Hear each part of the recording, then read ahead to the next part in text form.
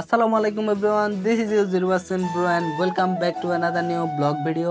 তো যেহেতু সামনে কোরবানির ঈদ, তো আমাদের এদিকে গরুর বাজার শুরু হয়ে গেছে এবং আজকে আমি সেকেন্ড টাইমের মতো যাইতেছি আমাদের পাশের এলাকার একটি গরু বাজারে। তো একটা অটো রিক্সা নিয়ে আমরা চলে আসলাম বাজারে এবং বাজারে আসার পর যা দেখতেছি আমার কাছে মনে হইতেছে এখানে গরুর চাইতে মানুষের সংখ্যাটাই অনেক বেশি। তো আমরা তাড়াতাড়ি করে চলে যাইতে লাগলাম বাজারের ভিতরের দিকে। আর আজকের ব্লগে আমার সাথে আছে আমার বন্ধু সালমান এবং সারাবাদ এবং পাশে আছে আমার বড় ভাই। তো আমরা তাড়াতাড়ি করে চলে গেলাম বাজারের ভিতরে এবং বাজারের ভিতরে গিয়ে আমরা যা দেখলাম, আমরা যা চিন্তা করছিলাম তার ঠিক উল্টোটাই। এখানে যেমন মানুষ আসছে তেমনই অনেকগুলো গরু আসছে মাশাল্লাহ।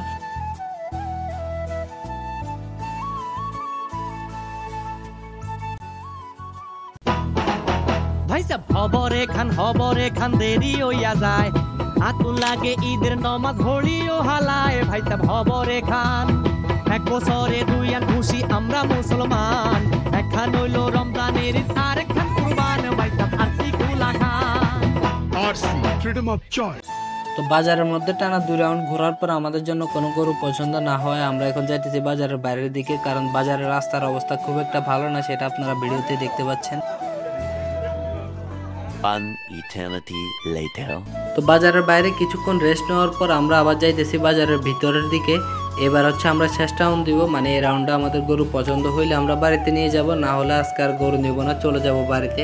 তো বাজারের ভিতরে আসার পর আরও কয়েকটা গরু দেখলাম এবং দাম দর করলাম, কিন্তু দুঃখজনক বিষয় হচ্ছে আজকে এতগুলো গরুর মধ্যেও আমরা আমাদের জন্য একটা গরু মিলাইতে পারলাম না। মানে হচ্ছে আমাদের গরু পছন্দ হয় না, বিষয়টা এমন না, হয়তো বা গরু পছন্দ হইলে আমাদের দাম হইতেছে না বা দাম হইলে আমাদের গরু পছন্দ হইতেছে না। তো আমরা শেষমেশ গরু না পেয়ে চলে যাইতেছি বাড়িতে।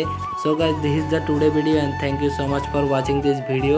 তো এতদিন পর আমার নতুন ব্লগটা আপনাদের কাছে কেমন লাগলো সবাই অবশ্যই কমেন্ট করে জানাবেন এবং সবাই অবশ্যই ভিডিওটা শেয়ার করে দিবেন এবং আমার ফেসবুক পেজকে ফলো করে দিবেন। তো সবাই দোয়া করবেন আমার জন্য। আসসালামু আলাইকুম।